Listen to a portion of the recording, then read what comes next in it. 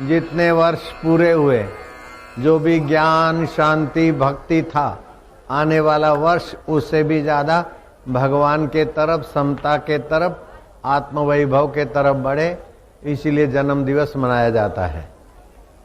तो एक होता है जन्म साधारण जीवों का। जन्म किसको बोलते हैं? जो अव्यक्त है, छुपा हुआ है, वो प्रकट हुआ, उसको जन्म बोलते हैं। और अवतरण किसको बोलते हैं? जो ऊपर से नीचे आए, जैसे राष्ट्रपति अपना पद से नीचे आए, स्टेनोग्राफर को मदद रूप हो जाए, उनके साथ मिलके काम करे कराए, उसको बोलते अवतरण। और अवतरण, जन्म, प्रागट्य, इन सब की अपनी अपनी व्याख्या है। लेकिन हमको क्या फायदा? हम ये व्याख्या समझेंगे, विचारेंगे तो हम अपने कर्म बंधन से, देह के अहम से, दुख के तादात्म्य से और सुख के भ्रम से हम पार हो जाएंगे। भगवान की जयंती, महापुरुषों का अवतरण दिवस अथवा अपना जन्म दिवस, इसके पीछे एक लौकिक कर्म दिखते हुए भी आदि दैविक उन्नति छुपी है। और कोई संत महात्मा के हाजिरी में ये होता है तो आध्यात्मिक उन्नति का प्रागट्य होता है। जैसे कुछ लोग केक काटते हैं, मोमबत्ती फूंकते हैं और लाखों लाखों बैक्टीरिया थूकते हैं, हैप्पी बर्थडे करते हैं। ये भी जन्म दिवस मनाने का पाश्चात्य तरीका है। लेकिन हमारे भारत ने इस बात को अस्वीकार कर दिया कि हमारा जीवन अंधकार में से प्रकाश की ओर ले जाने के लिए है। अंधकारमय कई योनियों से हम भटकते हुए आए, अब आत्म प्रकाश में जिए तो तमसो मा ज्योतिर्गमया, हम अंधकार से प्रकाश के तरफ जाएं। लेकिन वो जो दिए जले होते हैं, मेणबत्तियां, वो तो प्रकाश को अंधकारमय करना और बासी अन्न का काट कूट करना, फूंकते थूकते और फिर बांटना, छी छी छी, वमन आ जाए। अगर बुद्धिमत्ता हो तो वमन आ जाए केक खाने वाले को देख के, क्योंकि जो फूंकता है ना, फूंक में लाखों लाखों बैक्टीरिया थूकता है। तो ये भी जन्म दिवस लोग मनाते हैं। खैर, अब उस अंध परंपरा की थोड़ी कमी हुई है, सजगता आई है, लेकिन अभी भी कहीं करते हैं। जन्म दिवस मनाने के पीछे उद्देश्य होना चाहिए कि आज तक के जीवन में जो हमने अपने तन के द्वारा सेवा कार्य किया, मन के द्वारा सुमरण किया और बुद्धि के द्वारा ज्ञान प्रकाश पाया,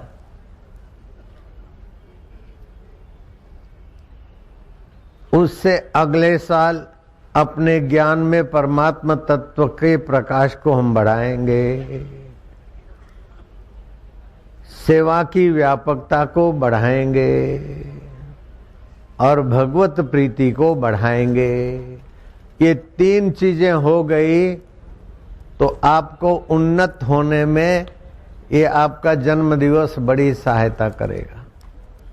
लेकिन जन्म दिवस किसी का है झूम शराबी, झूम बराबर झूम, पेग पिए और क्लबों में गए तो ये सत्यानाश दिवस साबित हो जाता है। तो आदि भौतिक शरीर है, आदि दैविक मन बुद्धि अहम है और अध्यात्म तत्व इन दोनों से परे है, उसको जानने वाला है। भगवान कृष्ण कृपा करके अपना अनुभव बताते हैं। जन्म कर्म च मैं दिव्यम, जन्म कर्म च मैं दिव्यम, यो वेति माम तत्वतः। अर्जुन, मेरा जन्म कर्म दिव्य है। ऐसा जो जानता है उसके भी जन्म और कर्म दिव्य हो जाते हैं और वो मुझे मिलता है, ऐसे मिलता है जैसे दो सरोवरों के बीच की पहाड़ हट जाती है,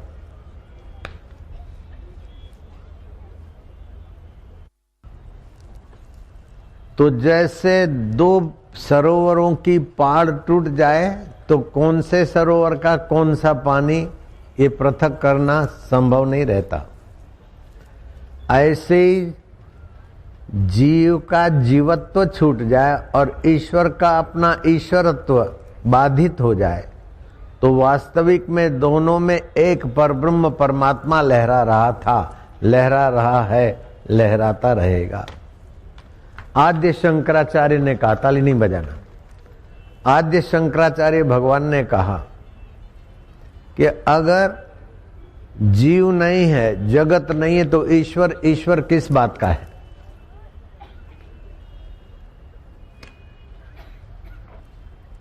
एक व्यक्ति आया, बोले तुम क्या करते हो? बोले मैं हेडमास्टर हूं। तो तुम्हारे हाथ नीचे मास्टर कितने हैं? बोले एक भी नहीं। बच्चे कितने हैं? बोले सब चले गए, 4 हैं। तो तू हेड काय कर रहा? जब तेरे नीचे मास्टर नहीं है तो तू हेड मास्टर नहीं रहा, और पढ़ने के लिए अगर तेरे पास बच्चे नहीं तो तू मास्टर नहीं रहा। ऐसे ही जीव नहीं है, जगत नहीं है, तो ईश्वर ईश्वर भी नहीं रहा। जयराम जी बोलना पड़ेगा। तो ये जीव और जगत और ईश्वर, तो जीव जो अव्यक्त है, अप्रगट है, वो प्रकट होता है तो उसका जन्म होता है, और प्रगटी हुई चीज फिर विसर्जित होती है, होने को जाती तो मृत्यु होता है। जैसे शरीर मर गया तो इसको शमशान में जलाने को ले जाएंगे, तो जलीय अंश जल में चला जाएगा, वायु का अंश वायु में, अग्नि का अंश अग्नि में, पृथ्वी तत्व का अंश कुछ राख बच जाएगी हड्डियां, तो अव्यक्त हो गया तो मृत्यु हो गई। और कहीं फिर जन्म हुआ, व्यक्त हुआ तो जन्म। तो अव्यक्त होना, विसर्जित होना को मृत्यु कहा, और विसर्जित में सुसर्जित होना इसको जन्म कहा। ये जन्म और मृत्यु की परंपरा ध्यान से सुनना, बहुत ऊंचा फायदा लेना है। ये आपने जो कुछ आयोजन किया, मेरे को पता नहीं था कि गाड़ी में जाते समय रास्ते में रोकेंगे, और गाड़ी में बैठते समय भी मुझे पता नहीं था कि मेरी गाड़ी को दुल्हन की नहीं सजाएंगे। मैं तो अपने आप में गुरु प्रसाद में ऐसा सजा हूं कि ये तुम्हारी सजावटें तुम्हारे लिए है, मेरे लिए तो बाबा वही है। नारायण हरि, नारायण हरि। तो जन्म कर्म च में दिव्यम यो वेति माम तत्वतः। तो भगवान का जन्म होता है करुणा परवश होकर, दयालुता से। भगवान करुणा करके आते हैं, तो भगवान का जन्म दिव्य हो गया, अवतरण हो गया।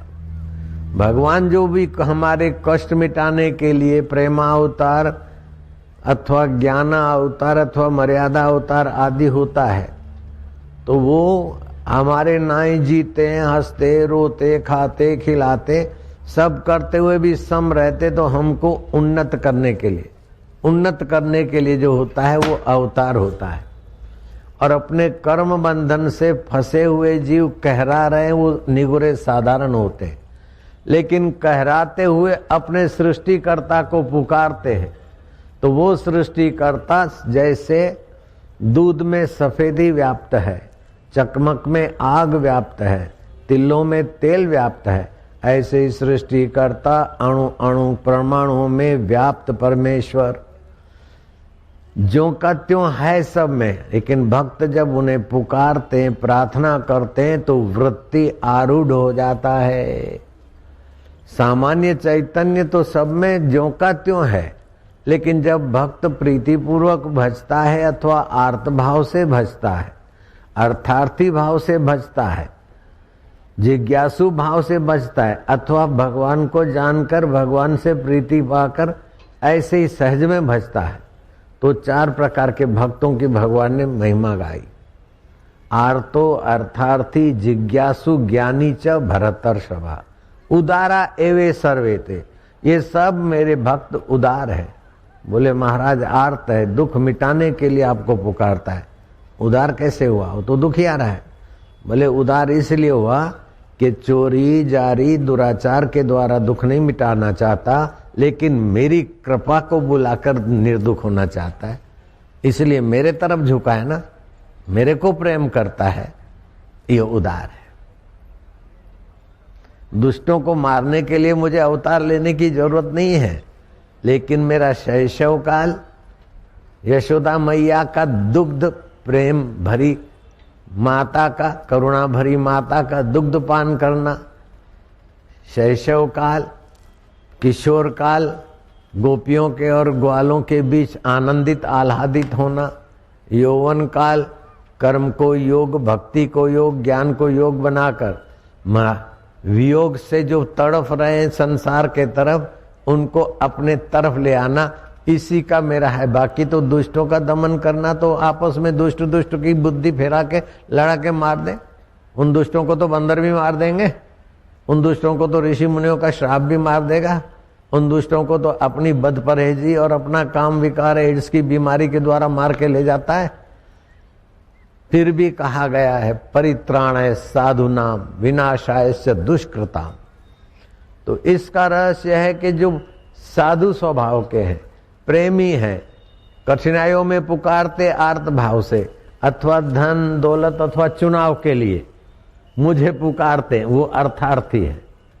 रोग कष्ट मुसीबत से दबकर पुकारते हैं, वो अर्थार्थी है, ये आर्त है।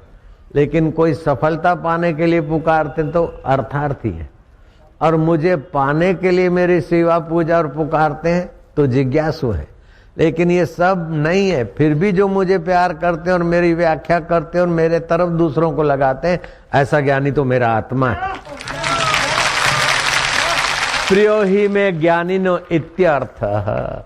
हे अर्जुन, ज्ञानी महापुरुष में और मुझ में तू कोई अंतर करना चाहे तो मैं शरीर हूं और वो मेरा आत्मा है। भगवान का भगवानपना इसी से सिद्ध होता है। अब भगवान के जन्म कई प्रकार के होते हैं, जैसे नरसिंह अवतार, इसको आवेश अवतार कहते हैं। भक्त बहुत कष्ट में है और झेल रहा है, फिर भी भगवान की सत्ता, चेतनता और आनंदता पे उसे पक्का भरोसा है। तो हिरण्याकश्यप कहता है, कहां है तेरा सर्वव्यापक भगवान? थंभा तपवा दिया। अगर बोले सर्वत्र है तो ये तेरे बाप को आलिंगन कर। और प्रहलाद कहते हैं कि भगवान आप तो सर्वत्र है।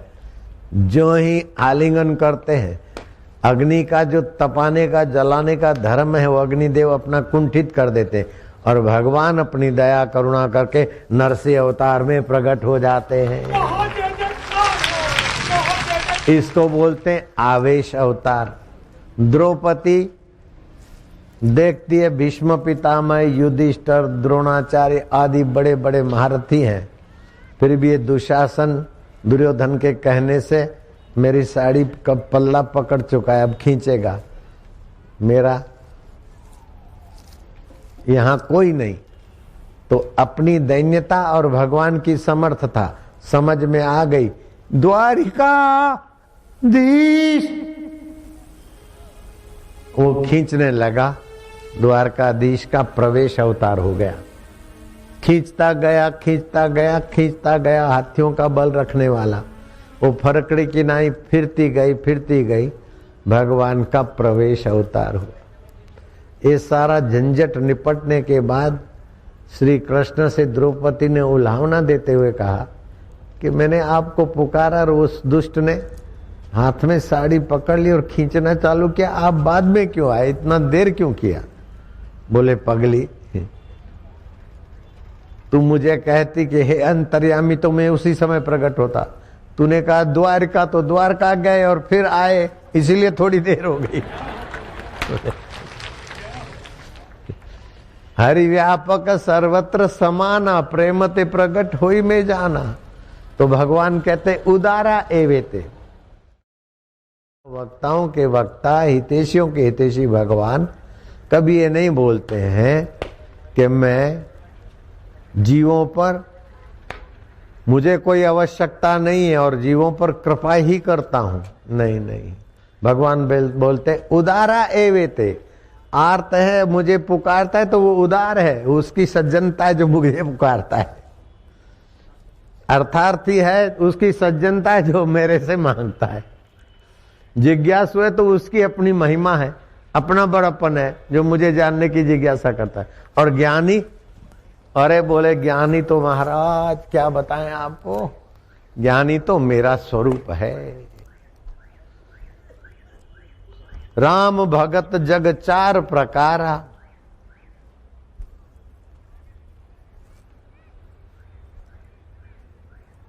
चारों अनग उदारा,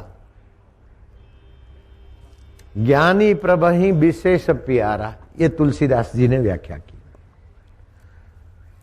तो भागवत में आता है कि सुखदेव जी महाराज का पूजन करते राजा परीक्षित बड़े आदर से, सोने की कठौती में चरण धोते, चंदन आदि लगाते, पत्र पुष्पम आरती आदि करके हाथ जोड़कर सामने प्रश्न पूछने के भाव से देखते हैं। सुखदेव जी महाराज कहते हैं राजन तुम्हें कुछ जिज्ञासा है? बोले जी महाराज आज्ञा हो तो प्रश्न करो।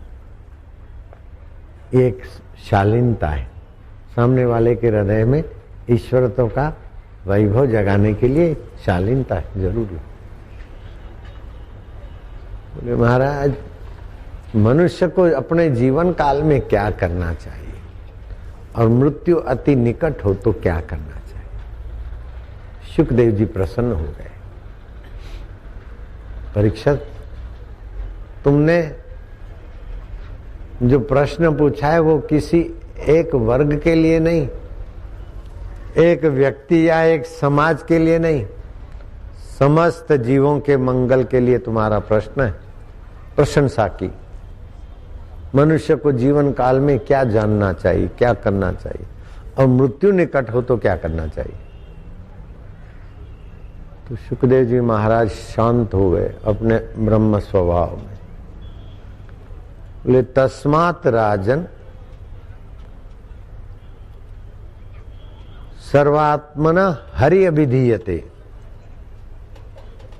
श्रोतव्य कीर्तितव्य से सुमृतव्यो भगवत नाम। भगवान को, मनुष्य को जीवन काल में अपने भगवान के स्वभाव का ज्ञान पा लेना चाहिए। आप बोलते भगवान शिव, भगवान कृष्ण, भगवान राम, वास्तविक भगवान क्या? भगवान, जिसकी सत्ता से भरण पोषण होता है, जिसकी सत्ता से गमनागमन होता है, जिसकी सत्ता से वाणी स्फुरित होती है, और जो सत्ता ये सब मिटने के बाद भी हमारा साथ नहीं छोड़ती, वह भगवान है। ईश्वरो सर्वभूतानां हृदय से अर्जुन तिष्ठति, भ्राम्यन सर्वभूतानि यंत्र रूढ़ानि माया। जैसे आप बाइक पर बैठते तो बाइक की स्पीड से जाते, प्लेन में बैठते तो उसकी स्पीड से, ऑटो में बैठते तो उसकी स्पीड पे। ऐसे हैं तो आप चैतन्य, भगवान के अमृत पुत्र, लेकिन जिस साधन में जिस समय बैठते उस समय अपने को ऐसा ही मानते। मोटापा में बैठे बोले मैं फैटी हो गया, फैटी तो तेरा शरीर हुआ बेटे, तू वही का वही है।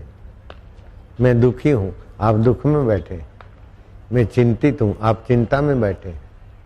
चिंता आती है चली जाती है, आप ज्यों के त्यों हैं। दुख आता है चला जाता है, आप ज्यों के त्यों हैं। बीमारी आती है चली जाती है, आप ज्यों के त्यों हैं। शैशव कैशोर्य, अधेड़ और यौवन अवस्था आती है चली जाती है, आप ज्यों के त्यों हैं। इस बात का आपको पता चले इसलिए भगवान का अवतार और आपका जन्म दिवस की व्याख्या समझना और महापुरुषों के जन्म दिवस के निमित्त अपना ही जन्म और कर्म दिव्य बनाने के लिए कार्यक्रम होता है। हरि ओम ओम ओम ओम ओम ओम ओम ओम ओम ओम ओम ओम ओम ओम ओम ओम राम राम राम राम राम। मैं सच पूछो तो घाटे का धंधा जानता ही नहीं हूं, बहुत फायदे का धंधा करना जानता हूं। खूब फायदा हो, लागत कुछ ना हो, रिस्क कुछ भी ना हो, फायदा खूब हो, ऐसा धंधा जानता हूं। मैंने कभी अपना जन्मदिवस मनाने के लिए प्रयत्न नहीं किया, न कि प्रोत्साहित किया किसी को। मैं व्यासपीठ पे बोल रहा हूं, मैंने अपना जन्मदिवस मनाने के लिए या कोई कपड़े नए पहने हो, कोई विशेषता की हो, नहीं किया। ये आपने पहरा दिया। अभी अपना जन्मदिवस में मनाऊंगा तो नपातुला होगा, लेकिन मेरा प्यारे जब जन्मदिवस मनाते हैं तो पूरे भारत में नहीं, विदेशों में भी गरीबों की सेवा होती है, सत्संग होता है। अभी इस जन्मदिवस के निमित्त से लेकर देश भर में जो सुबह बेचारे घर से निकलते हैं रोटी और पतली सी दाल या जैसी तैसी सब्जी या तो चटनी लेकर, तो फुलके उनके ठंडे हो जाते और जो कुछ भोजन है ठंडा हो जाता, 12-1 बजे खाते, तो उनको हॉटकेस बांटते थे हम नपातुला। तो ये जन्मदिवस में अकेला एक जगह पे मनाऊं तो गिने गिनाए लोग उधर इकट्ठे होंगे, मैं नहीं मनाता। तो सामान्य आदमी वासना के वेग से कर्म करता है, दुख के भय से डर के कर्म करता है, सुख की लालच से कर्म करता है, वो कर्तृत्व भाव से कर्म करता है। लेकिन भगवान और भगवत प्राप्त महापुरुष दूसरों के दुख निवृत्ति के लिए अपने द्वारा कर्म होने देते। भगवान और महापुरुष का स्वनिर्मित विनोद समाज का भला। सामान्य आदमी स्ववासना से प्रेरित और भगवान स्वकरुणा स्वनिर्मित विनोद से प्रेरित।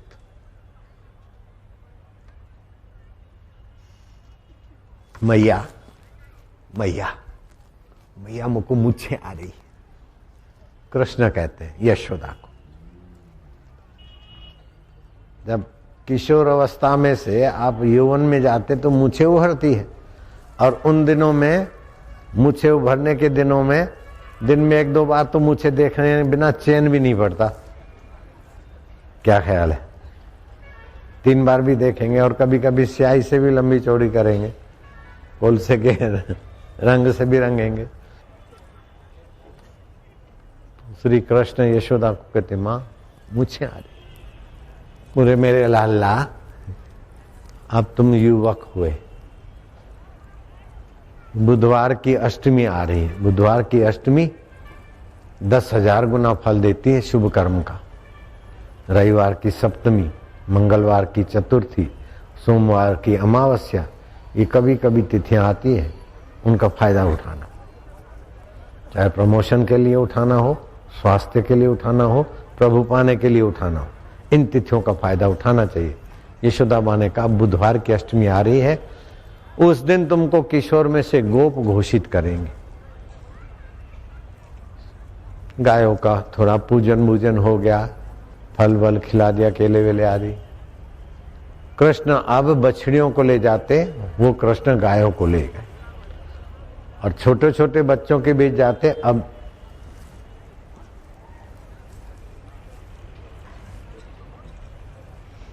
दबंगों के साथ गए तो दबंग बना कर रहे थे, फलाने का लड़का ऐसा है, फलाने की गाय ऐसी है, फलाना ऐसा है वैसा है।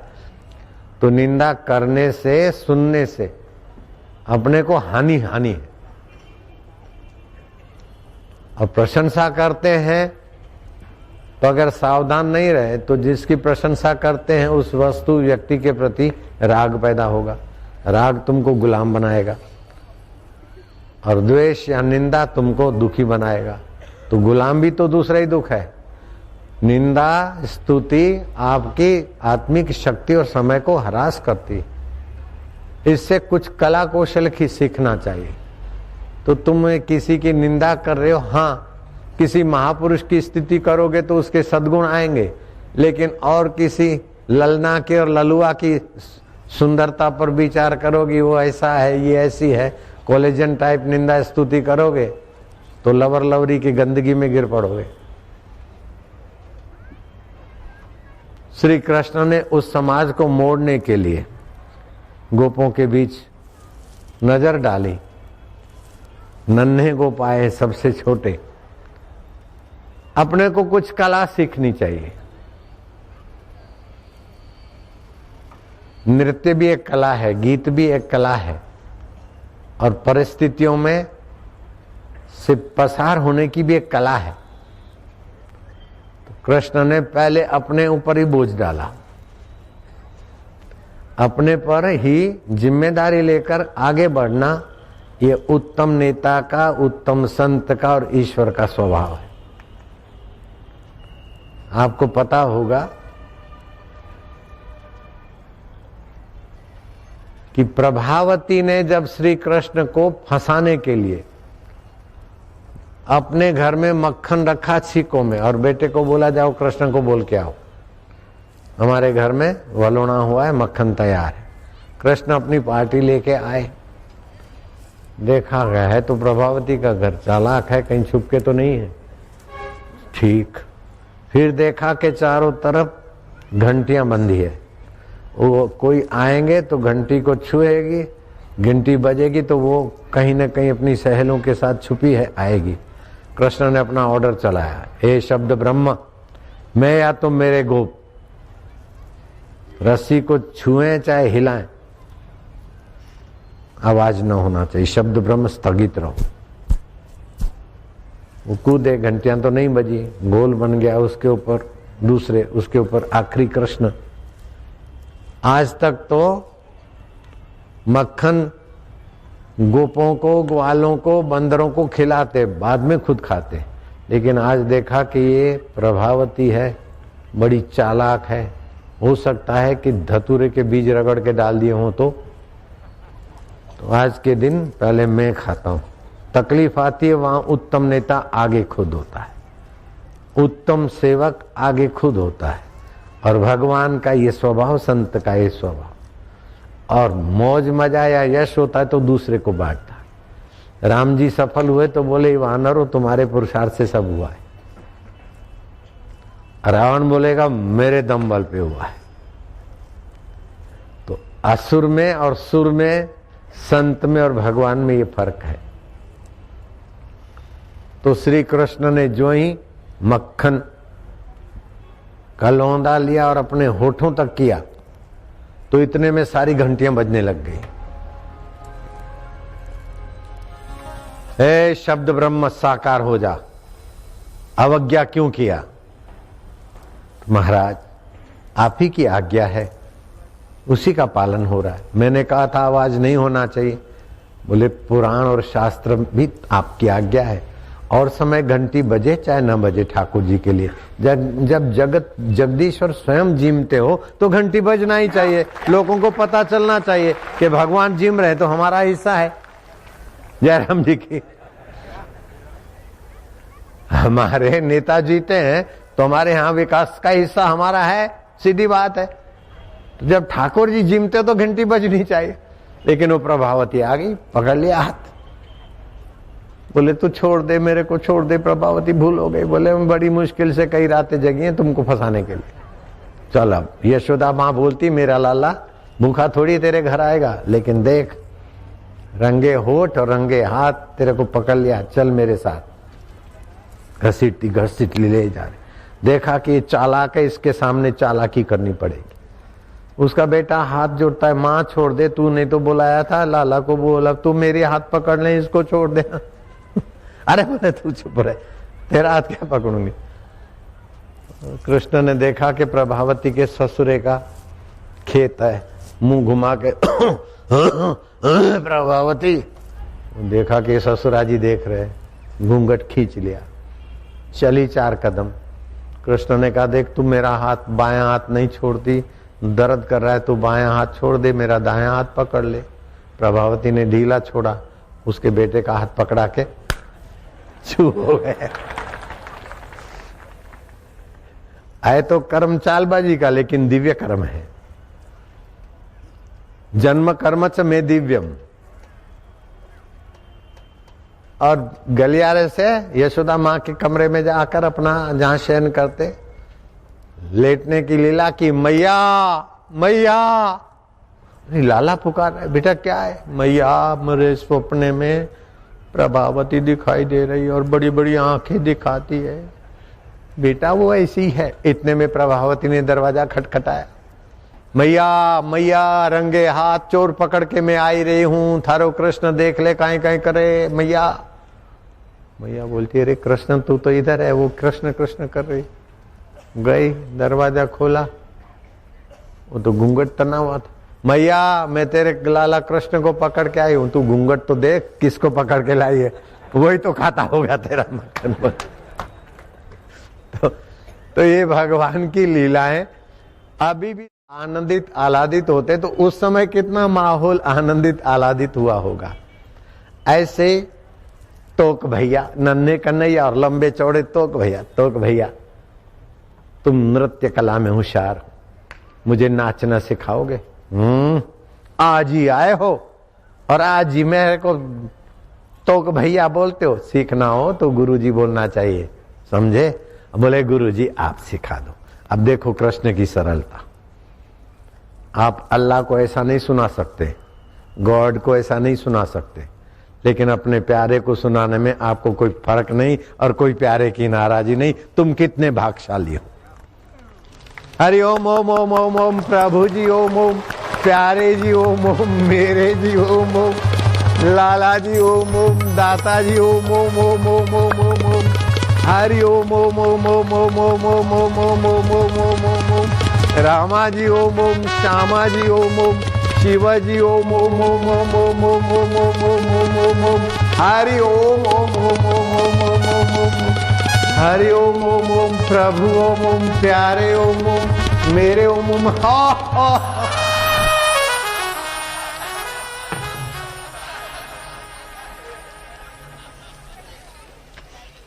नारायण नारायण नारायण।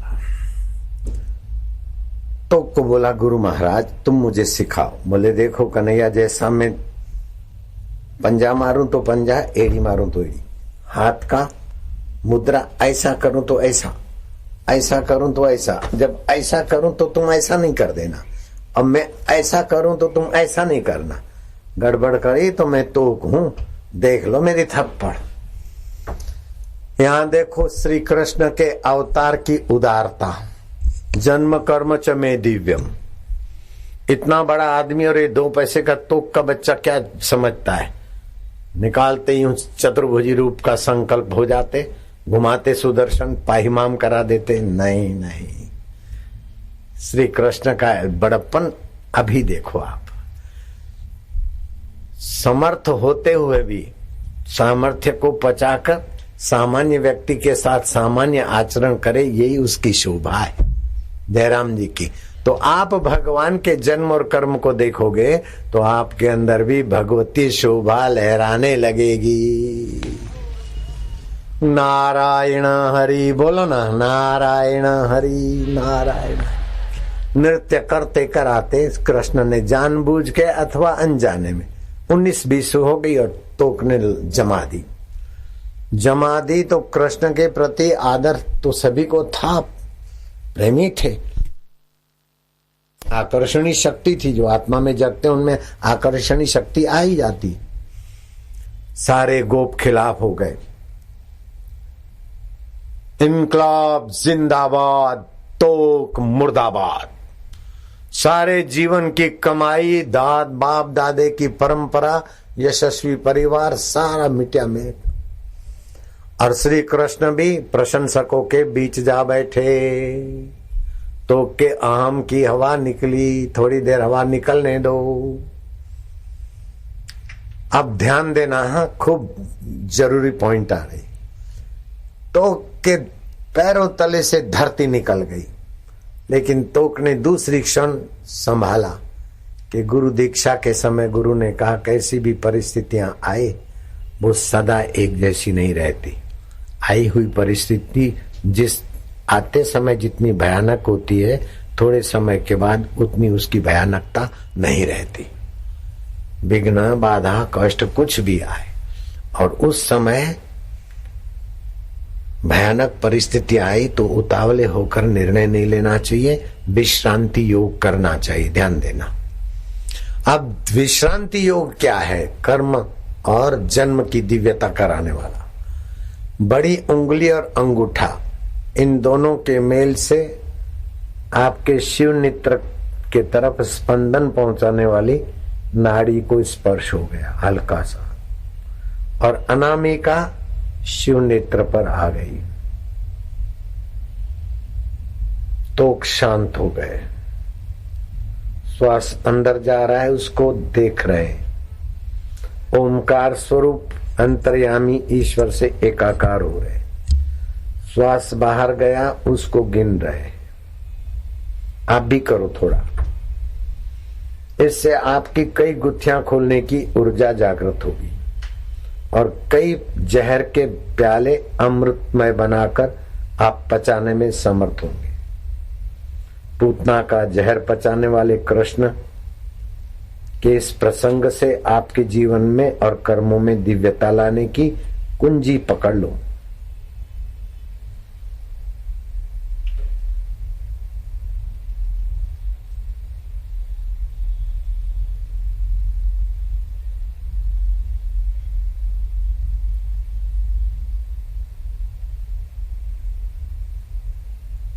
श्वास को देखने से श्वास तालबद्ध चलते हैं।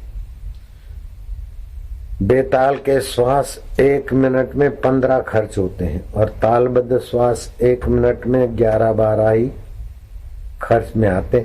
20% आयुष्य लंबी हो जाएगी अगर श्वास तालबद्ध हो गया तो। श्वास तालबद्ध हो गया तो मन शांत होगा और शांत मन अंतर आत्म चैतन्य का ज्ञान और साफल्य की ऊर्जा से संपन्न हो गया। तो जो निराशा की खाई में गिर गए थे, आशा का किरण फूटा। ब्रह्मा जी समाधिस्थ होकर सृष्टि करने का संकल्प साकार करते। भगवान विष्णु देवशयनी एकादशी से लेकर प्रबोधनी एकादशी तक जिस परमेश्वर में शांत होते हैं, उस आत्म परमेश्वर में तोक को गुरु मंत्र की दीक्षा के समय जो युक्ति मिली थी, मजबूरी के समय वो युक्ति का उपयोग करने का अवसर आया। जब दुख विघ्न बाधा है तो लोग अपने को कोसने के मेरा कोई दुर्भाग्य है। नहीं नहीं, उस समय ज्यादा सौभाग्य है कि तुम्हारी सुषुप्त शक्तियां जगाने की, सूझबूझ जगाने की और संयम बढ़ाने की, विवेक और वैराग्य जगाने की एक सुंदर व्यवस्था है भगवान की। इसको अपना पाप का फल अथवा शत्रु की साजिश अथवा मुसीबत अथवा मैं अभागा हूं ऐसा करके अपने को कोसिए मत। सुखम वा यदि वा दुखम संयोगी परमो मता। सुखद अवस्थाएं चाहे दुखद अवस्थाएं, वो योगी मुझ में विश्रांति पाता है, वो परम योगी है। भगवान की बात को आत्मसात करना है। तोक शांत हुए, तोक के बुद्धि में ज्ञान और प्रेम का संचार हो गया। जहां ज्ञान संयुक्त प्रेम है और प्रेम संयुक्त ज्ञान है, वहां शत्रु भी मित्र होते हैं। तो श्री कृष्ण तो प्राणी मात्र के पहले से ही मित्र थे, अभी भी हैं, बाद में भी रहेंगे। तोक चला और कृष्ण के गले में हाथ डाला। लाला, मैंने तो को कहा तो कि गलती करोगे तो तोक की थप्पड़ है। राजा गलती करे और मंत्री अगर कुछ न कहे, खुशामद करे, तो राज्य का खतरा बढ़ जाएगा। मरीज अगर मन चाहा करे और वैद्य उसे न टोके तो मरीज के लिए मुसीबत हो जाएगी। शिष्य अगर गलती करता और गुरु से न टोके, केवल उसको उसकी खुशामद करे, तो शिष्य का विकास का गला घोट जाएगा। तो तुमने गलती की और मैंने तुमको टोका और कर दिया, तो मैंने क्या गलती की? गुरु अपना कर्तव्य निभाए तो कन्हैया राजी होए कि नाराज हो जाए? कन्हैया बोलता राजी होए। तो आप राजी हैं कि नाराज हैं? राजी हूं। तो पूरा माहौल जो तोक मुर्दाबाद इनकलाब जिंदाबाद, पूरे माहौल की हवा निकल गई। तो कहते कि कन्हैया, जिससे कुछ सीखा जाता है उसको गुरु माना जाता है। बोले हाँ। तो गुरु का डांट अथवा टोकना या थप्पड़ बुरी नहीं माननी चाहिए। बोले नहीं माननी चाहिए। तो गुरु का कहना मानना चाहिए कि मानना चाहिए। तो आओ चलो मेरे साथ नाचो। चल पड़े नाचने को।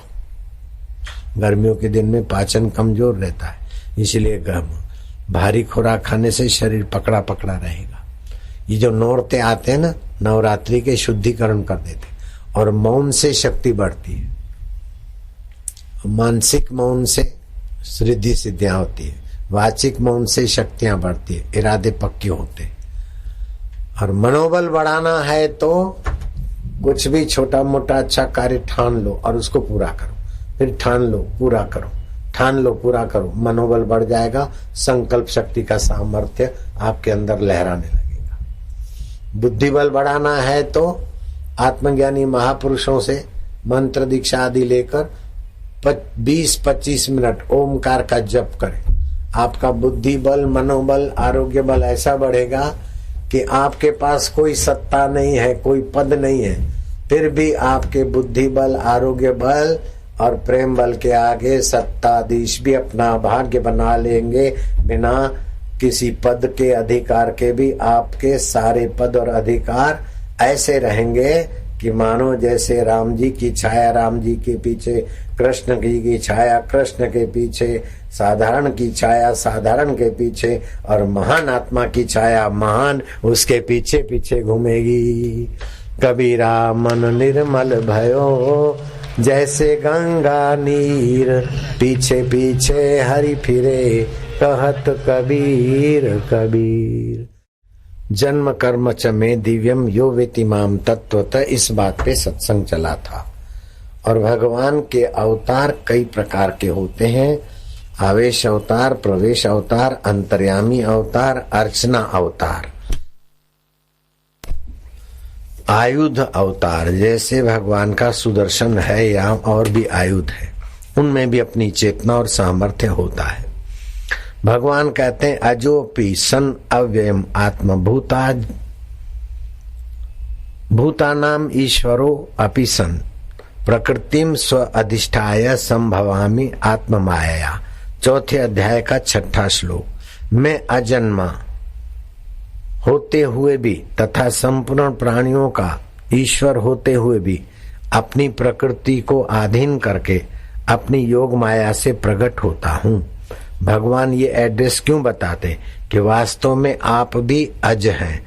जन्म आपका नहीं होता, अष्टधा प्रकृति के शरीर का होता है। मृत्यु आपकी नहीं होनी है, ये अष्टधा प्रकृति के शरीर की मृत्यु होती है। तो भगवान बोलते मैं अज हूँ, माया को वश करता हूँ और तुम प्रकृति के अधीन हो जाते हो। अब तुम्हें प्रकृति की अधीनता छोड़नी है तो मुझे प्रीतिपूर्वक जान लो, तो तुम और मैं वास्तविक तत्व एक ही है। गीता के 4 अध्याय के 6 श्लोक में भगवान कहते हैं अजोपि सन अव्यय आत्मा, और दूसरे अध्याय के 20वें श्लोक में कहते हैं न जायते म्रियते वा, मैं जन्मता भी नहीं हूँ मरता भी नहीं हूँ। जन्म और मृत्यु ये आकृतियों में होती है। जैसे सरोवर का पानी ज्यों का त्यों, हवा लगी तो लहरों का जन्म हुआ, तेज हवा लगी भंवरों का, बुलबुलों का, झाग का जन्म हुआ। वास्तव में पानी ज्यों का त्यों, ऐसे ही है जीवात्मा चैतन्य स्वरूप साक्षी, तू ज्यों का त्यों है। अपने चित्त को दुख से मत मिला, विकारों से मत मिला, मुझ चैतन्य में जाकर अभी आप भी इसी समय तू मेरा हो जा। अवतार मुख्यतः मुख्यम तू तस्य कारुण्यम, अवतार का मुख्य क्या कारण होता है? करुणा परवश होकर। ईश्वर, हिरण्यगर्भ, विराट ये मौलिक अवतार है। ब्रह्मा, विष्णु, महेश ये गुणा अवतार है। शंकराचार्य जी कहते हैं कि जीव और जगत नहीं होगा तो ईश्वर को कौन जानेगा और कौन किसका ईश्वर बनेगा। ऐसे ये जीव है, जगत है तो ईश्वर है, और जीव और जगत की गहराई में भी ईश्वर की सत्ता, स्फूर्ति और चेतना है। जीव जगत धर्माधर उद्धार के लिए होते हैं। जीव है, जगत है तो उसके उद्धार के लिए अवतार होता है। अवतरण में भी 2 विभाग होते हैं, एक उपदेष्टा अवतरण होता है, दूसरा अनुष्ठाता अवतरण होता है। व्यास, नारद और कपिल उपदेश अवतार भी है और अनुष्ठाता अवतार भी है। लेकिन भगवान राम का और कृष्ण का उपदेश अनुष्ठाता के सिवाय आराध्य स्वरूप संपर्क भी होता है। आराध्य वो अवतार की आराधना करके दिव्य शक्तियां और चमत्कार का एहसास कराने वाला भी अवतार होता है। हम भक्तों का हित करने को लिया अवतार इन्होंने, हम भक्तों का हित करने को लिया अवतार इन्होंने। आ जाए वो खुशियाँ सारी दर्श है पाया जिन्होंने, आ जाए वो खुशियाँ सारी दर्श है पाया जिन्होंने। ओए होए जोगी रे क्या जादू है तुम्हारे जोग में, जोगी रे क्या जादू है तुम्हारे प्यार में।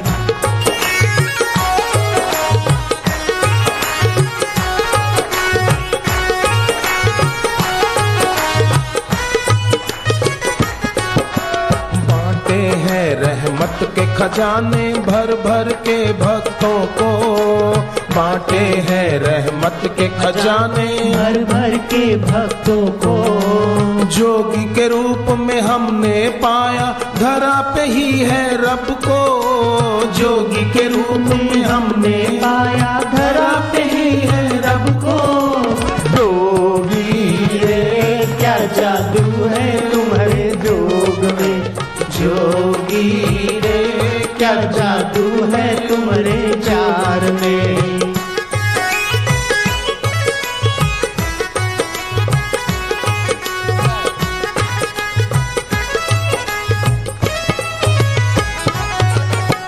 तीनों लोकों में सुख नहीं ऐसा जो इनके सत्संग में, तीनों लोकों में सुख नहीं ऐसा जो इनके सत्संग में। इनसे मिला है स्नेह प्यार जो कहीं न पूरे जग में, इनसे मिला रे क्या जादू है तुम्हारे प्यार में। जोगी रे क्या जादू है तुम्हारे प्यार में।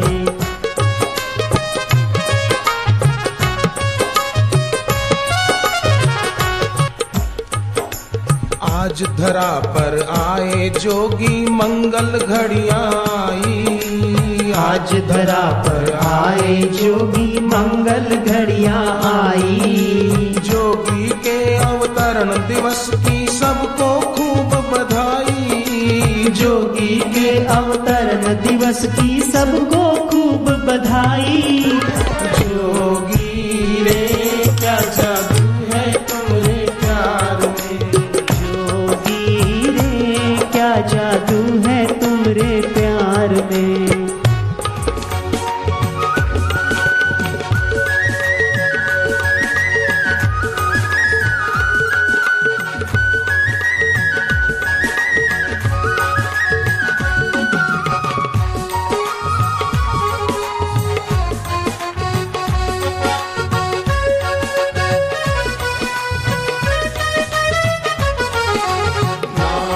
तेरे नाम से जीवन संवर गया, नाम से तेरे नाम से जीवन संवर गया।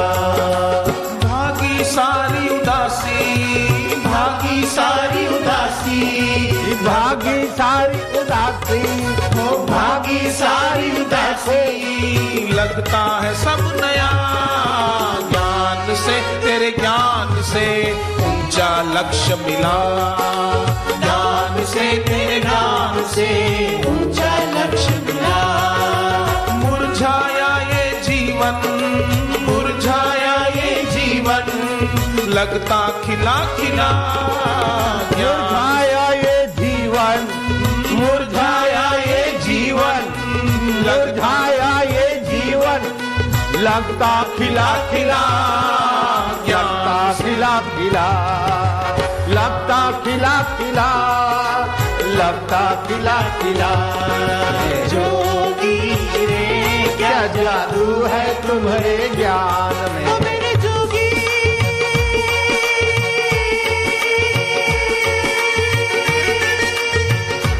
ओ मेरे जोगी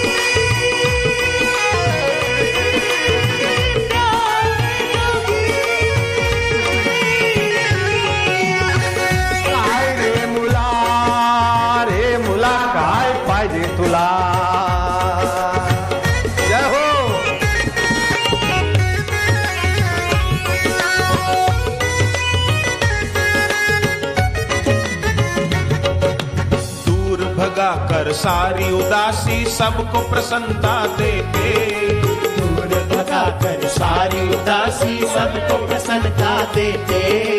तन मन पुलकित कर देते, बदले में आनंद देते। तन मन पुलकित कर देते और आगे आनंद देते।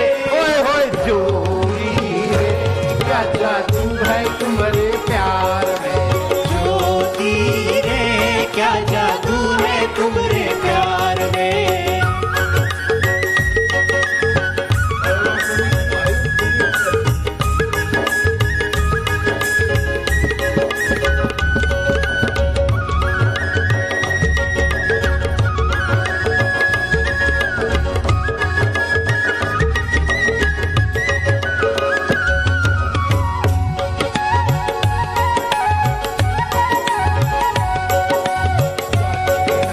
जाने ना जग को खबर कब होगी। जाने ना जग को खबर कब होगी। जोगी जोगी जोगी हम तो आए रे द्वार पे। हो जोगी जोगी जोगी हम तो आए तेरे द्वार पे।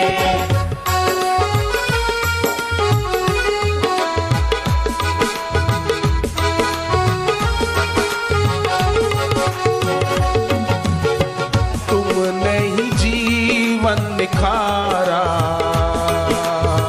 हमको दिया है सहारा। तुमने ही जीवन निखारा, हमको दिया है सहारा। तेरी ही हमको चाहत, तुमसे मिलती है राहत। तेरी ही हमको चाहत, तुमसे मिलती है राहत। तेरी ही हमको चाहत, तुमसे मिलती है राहत। तेरी ही हमको चाहत, तुमसे मिलती है राहत। तुमने ही सबको संवारा। पावन तेरा ये द्वारा, तुमने ही सबको संवारा। पावन तेरा ये द्वारा।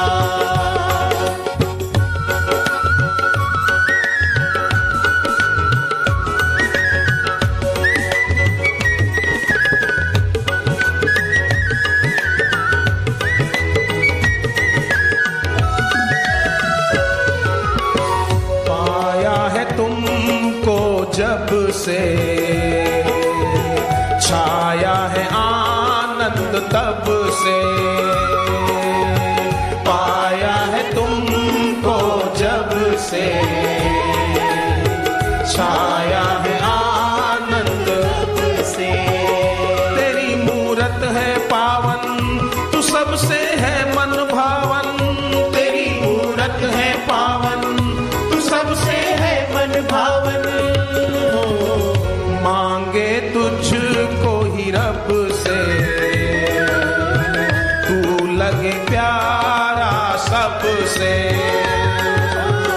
मांगे तुझको ही रब से, तू लगे प्यारा सबसे।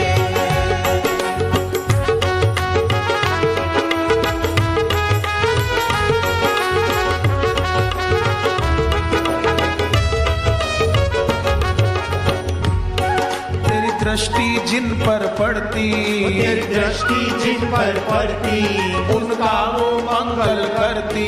उनका वो मंगल करती। तुम अमृत बरसाते हो जोगी, तुम अमृत बरसाते हो जोगी। जोगी रे, क्या जादू है तुम्हारे ज्ञान में। जोगी रे, क्या जादू है तुम्हारे ज्ञान में। जाने ना जग को खबर कब होगी। जाने ना जग को खबर कब होगी। जोगी जोगी जोगी जोगी आए तेरे द्वार पे। ओ जोगी जोगी जोगी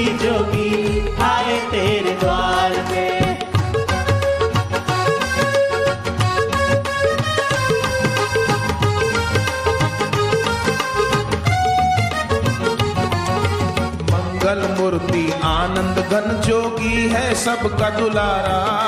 मंगल मूर्ति आनंद घन जोगी है सबका दुलारा। आए धरा पे करने को बस हित ही है हमारा। आए धरा पर करने को बस हित ही है हमारा। जोगी रे क्या जादू है तुम्हारे ज्ञान में। जोगी रे क्या जादू है तुम्हारे ज्ञान में।